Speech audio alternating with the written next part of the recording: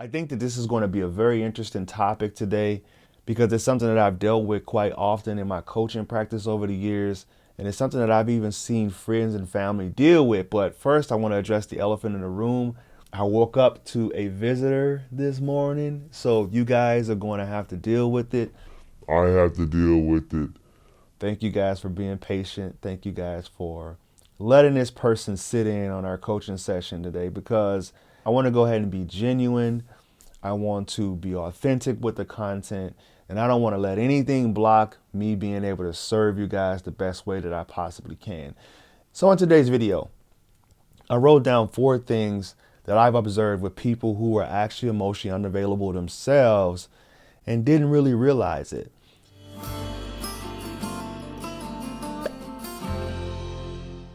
The first client I want to talk about is a person who came to me who felt like she had just been broken up with by someone who was emotionally unavailable. So I started to ask her questions. I started to, dig deep into her life, which I was privy to do that, and ask her just, what was her history like? What was some of the previous relationships were like that she was in herself?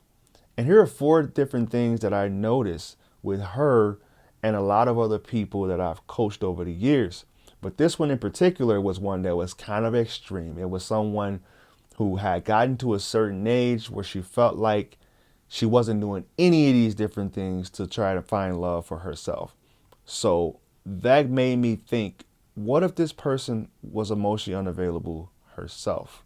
So here's the first observation that I've noticed. When you've gotten to a certain age, let's say you've gotten, mid 30s, we can use that as an example, and you've failed to have long-term relationships, anything over 6 months or a year, and you really focused on your career. And then you got to the point in life where you felt like, all right, I have my career, I have my finances in order. What's next? Can I have that relationship? Can I find that person that's going to make my life happier or whatever, tie everything together, that's going to give me the ride off into the sunset type of lifestyle? And then there's things that has happened in order for you to get to where you are. There are ways that you had to live. There are different norms you had to adapt to in order to reach that level of success or reach that level of income. So shifting gears is going to be really hard. And this was a conversation that I had with one of my really good friends. We were saying that, when you get to a certain age, if you've lived a certain lifestyle and you've gotten things accustomed to the way you like it, your house is decorated the way that you want it, you're used to a certain routine, certain workout routine, certain days you hang out with friends, certain days you go play in that volleyball league or the basketball league that you want, then it's going to be hard to shift gears. But moving on to the second observation, people who are emotionally unavailable, they refuse to try new ways of meeting people. These are the people that say, I'm not getting on a dating app. You may have a girlfriend that set up an app for you. Or you don't want to go to speed dating and you refuse, and if not loathe, walking up to someone in a club, a coffee shop, and asking them, hey, can I have your number? I find you attractive. It's hard for them to be that vulnerable and to put themselves out there. They would much rather date someone who was an old childhood friend, someone who was a family friend, someone that they've already known, someone that they've had on their Facebook page for the past 15 years that was once married, but now they're available. But being able to try that new thing is something that they refuse to do. And I joke with those people. I say, you know what? If you think that the FedEx guy or the UPS guy is going to show up and be your knight in shining armor, it's probably not going to happen. But I digress. So what I'm saying, if you find yourself in that mindset that you're just unwilling to try these different things and to put yourself out there like that, then you might be emotionally unavailable yourself.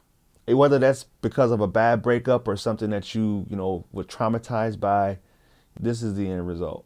The third observation that I've seen is the person falls in love with the push and pull dynamic. It's something that is exciting about that dynamic, that type of relationship. The amount of emotional fulfillment they get from that dynamic is actually something that's fun. It feels alive. It feels like invigorating. It makes them feel Like, this is something that they can do for a really long time. But the problem with those type of relationships is they burn out.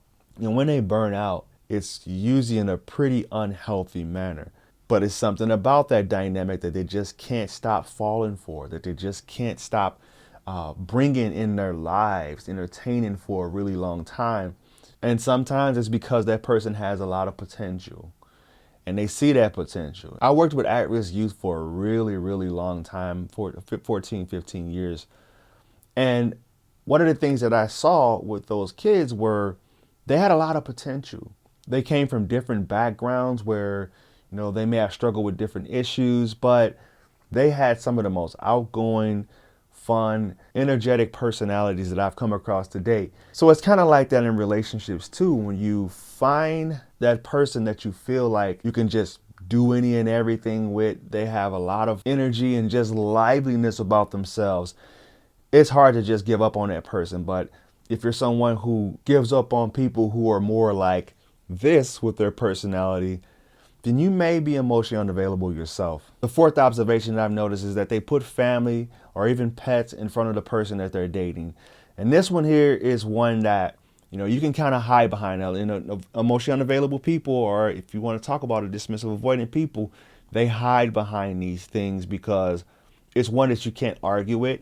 Everyone has to take care of their kids. Everyone has to take care of their pets. Family is important. Family is key. Family is number one. And when it comes with interfering with that, you're the bad guy for trying to come in between that. And this is what Stan Tatkin talked about in Wired for Love book about the couple bubble. And what the couple bubble is, it's two people that are in a relationship. No one should be able to penetrate that couple bubble, right? There shouldn't be a dog in there. There shouldn't be kids. There shouldn't be even your in-laws. There shouldn't be anyone inside that couple bubble. So when you get into a dynamic and you realize that I've never been in a couple bubble before, I've always felt like the outsider. Or if you're the person that's emotionally unavailable yourself, if you have a hard time letting your person in that bubble, in between your friends' soccer night, or I've even seen cases where people, put their pets in front of their person where they refuse to allow their partner to help out with the pet or even babysit the pet or whatever, then these are all ways that are preventing you from finding the love of the person that you say that you want. So this is something to reflect on. Reflect on these things in your own personal life. If you're at the age where you feel like you should really be reevaluating things, think about these things. Are you someone who's emotionally unavailable? So if you found this video of any value, please like, comment, and share. Reach out to me on my other social media accounts, Twitter, Instagram, Facebook, as I am Coach Court.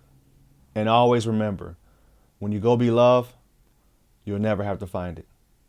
Namaste.